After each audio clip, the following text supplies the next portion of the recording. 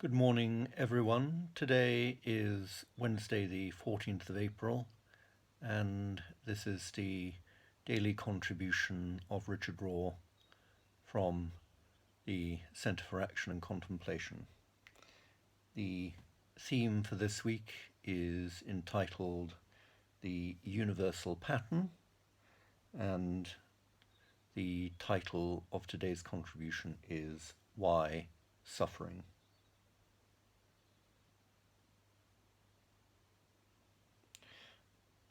And he writes, "Sooner or later, the heart of everyone's spiritual problem is what do we do with our pain? Why is there evil?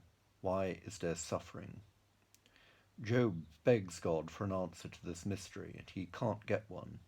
He only begins to trust when he no longer feels ignored, when he knows that God is taking him seriously and that he's part of the conversation. See Job chapter 42.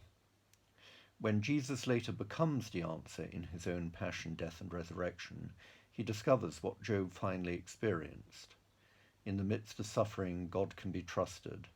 The world is still safe, coherent, and even blessed. We are saved by being addressed and included in a cosmic conversation. We do not really need answers, we need only to be taken seriously as part of the dialogue. But we usually only know this in hindsight after the suffering and the struggle. It cannot be known beforehand, not theoretically or theologically. Our knowledge of God is participatory.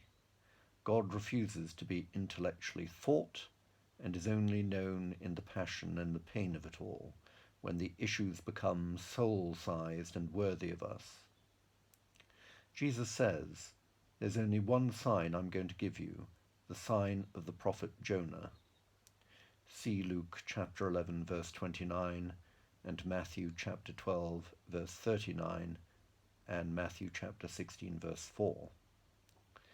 Sooner or later, life is going to lead us, as it did Jesus, into the belly of the beast, into a situation that we can't fix, can't control, and can't explain or understand.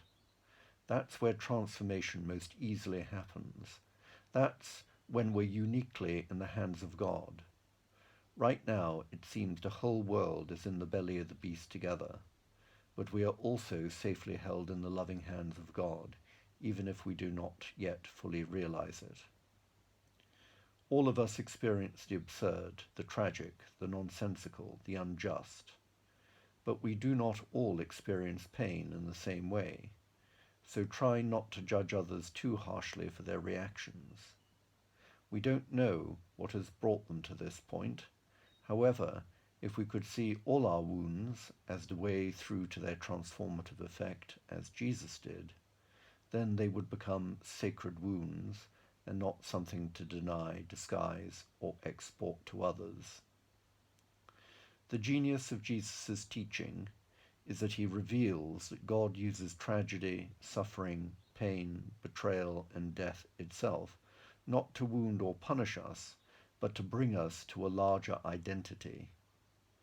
Unless the single grain of wheat loses its shell, it remains just a single grain. See John chapter 12, verse 24. The shell must first crack for the expanded growth to happen.